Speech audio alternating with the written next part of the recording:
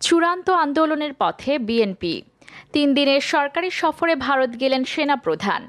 জাপানের সম্রাট নারুহিতোর সঙ্গে প্রধানমন্ত্রী শেখ হাসিনার সাক্ষাৎ। কোটা পূরণ না হলেও হজ নিবন্ধনের সময় বাড়ছে না। পদ্মা সেতুতে ছবি তুললেন রাষ্ট্রপতি। এবার দেখুন বিস্তারিত। চূড়ান্ত আন্দোলনের পথে বিএনপি।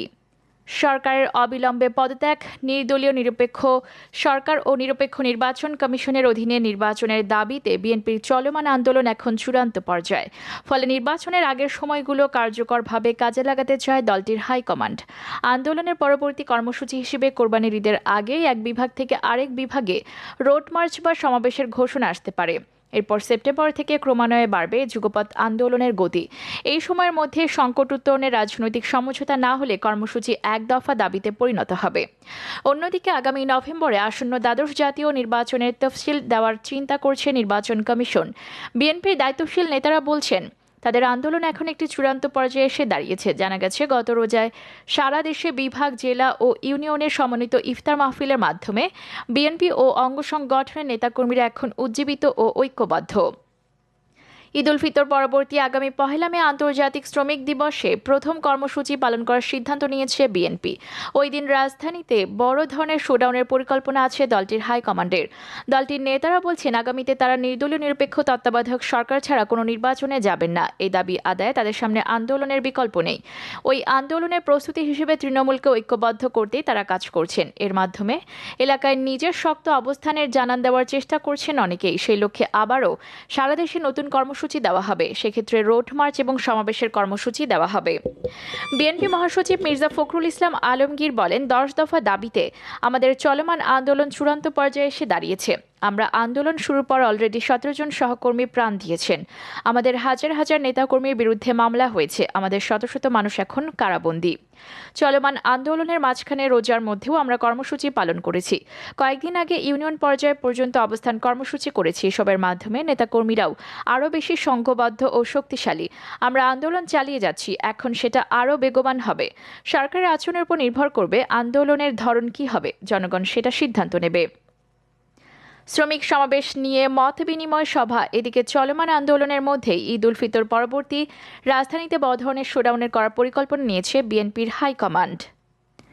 অপরদিকে 3 দিনের সরকারি সফরে ভারতে গেলেন সেনাপ্রধান। ভারতের সেনাবাহিনীর প্রধানের আমন্ত্রণে 3 দিনের সরকারি সফরে ভারতে গিয়েছেন বাংলাদেশ সেনাবাহিনীর প্রধান জেনারেল এস.এম. শফিউদ্দিন আহমেদ। বুধবার আন্তঃবাহিনী জনসংযোগ পরিদপ্তরে পাঠানো এক বিজ্ঞপ্তিতে এই তথ্য নিশ্চিত করা হয়। আইএসপিআর জানায়, সফরকালে তিনি ভারতের চেন্নাইতে অবস্থিত অফিসার্স ট্রেনিং একাডেমিতে কমিশনপ্রাপ্ত অফিসারদের পাসিং আউট প্যারেডে প্রধান অতিথি হিসেবে উপস্থিত থেকে প্যারেডের অভিবাদন গ্রহণ করবেন। সফরকালে তিনি ভারতীয় সেনাবাহিনী, নৌবাহিনী এবং বিমান বাহিনী প্রধান ছাড়াও চিফ অফ ডিফেন্স স্টাফ, প্রতিরক্ষা সচিব ও পররাষ্ট্র সচিব সহ অন্যান্য ঊর্ধ্বতন কর্মকর্তাদের সঙ্গে সৌজন্য সাক্ষাৎ করবেন। সাক্ষাৎকালে তারা দুই দেশের সেনাবাহিনীর মধ্যকার দ্বিপাক্ষিক সম্পর্ক উন্নয়ন ও পারস্পরিক সহযোগিতার বিভিন্ন বিষয় আলোচনা করবেন। এছাড়াও এই সফরে তিনি ভারতীয় সেনাবাহিনীর গুরুত্বপূর্ণ বিভিন্ন স্থাপনাসমূহ পরিদর্শন করবেন। উল্লেখ্য, সেনাবাহিনী প্রধানের উদ্যোগে বিগত 2 বছরে বাংলাদেশ এবং ভারতের সেনাবাহিনীর বিদ্যমান সম্পর্কের অভূতপূর্ব উন্নতি হয়েছে। সফর শেষে সেনাবাহিনী প্রধান আগামী 30 এপ্রিল ভারত থেকে দেশে ফিরবেন।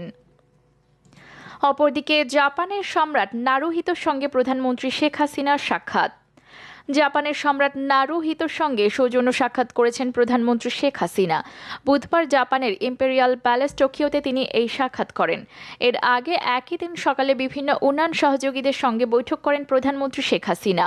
সফরসূচি অনুযায়ী প্রধানমন্ত্রী শেখ হাসিনা জাপানের প্রধানমন্ত্রী ফুমিও কিশিদার সঙ্গে দ্বিপাক্ষিক বৈঠক করেন। জাপানের প্রধানমন্ত্রীর বাসভবনে নৈশভোজের মাধ্যমে বৈঠকটি শেষ হবে। এই সফরে প্রধানমন্ত্রী শেখ হাসিনা একটি বিনিয়োগ সম্মেলন এবং প্রবাসী বাংলাদেশিদের আয়োজিত সংবর্ধনা অনুষ্ঠানেও যোগ দেবেন। 1971 সালে বাংলাদেশের মহান মুক্তিযুদ্ধে অবদানের জন্য 4 জাপানিকে নাগরিককে friend of liberation war honour প্রদান করবেন। 27 এপ্রিল প্রধানমন্ত্রী শেখ হাসিনা টোকিওতে Bangladesh securities and exchange commission, Bangladesh investment development authority এবং জেট্রোর যৌথ উদ্যোগে আয়োজিত বাংলাদেশ বিজনেস সামিটে প্রধান অতিথি হিসেবে ভাষণ দেবেন। সন্ধ্যায় প্রধানমন্ত্রী জাপানে বসবাসরত প্রবাসী বাংলাদেশীয় কমিউনিটি আয়োজিত অনুষ্ঠানে যোগ দেবেন। টোকিও সফরকালে প্রধানমন্ত্রী জাপানের পররাষ্ট্রমন্ত্রী ইয়োশিমাসা হায়াশির সঙ্গে বৈঠক করবেন। এছাড়াও তিনি জাইকা, জেইটিআরও, জেইআইসি, জেবিপিএফএল, জেবিসিসিইসির নেতৃবৃন্দের সঙ্গে বৈঠক সহ আরও কয়েকটি দ্বিপাক্ষিক বৈঠকে যোগ দেবেন। বাংলাদেশের প্রধানমন্ত্রী জাপানের প্রয়াত প্রধানমন্ত্রী শিনজো আবের সহধর্মিণী আকি আবে ও জাপানি স্থপতি তাদাও আন্দোর সঙ্গেও দেখা করবে। জাপানের রাষ্ট্রীয় টেলিভিশন চ্যানেল এনএইচকে প্রধানমন্ত্রী শেখ হাসিনা একটি সাক্ষাৎকার সম্প্রচার করবে।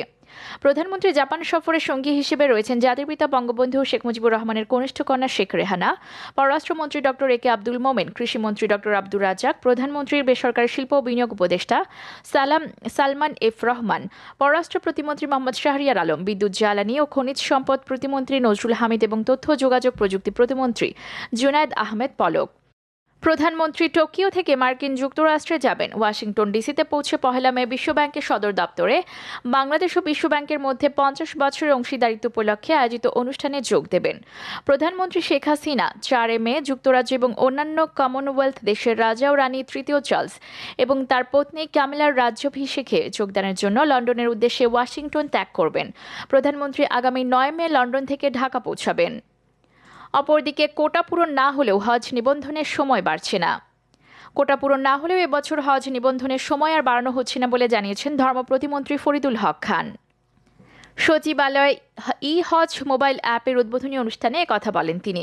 বাংলাদেশের জন্য নির্ধারিত হজ কোটা পূরণ না হওয়া প্রসঙ্গে সাংবাদিকদের প্রশ্নের জবাবে ধর্ম প্রতিমন্ত্রী বলেন, এবছর 9 বার সময় বাড়ানো হয়েছে, তারপরও কিছু কোটা বাকি রয়েছে, এখন হাতে আর সময় নেই।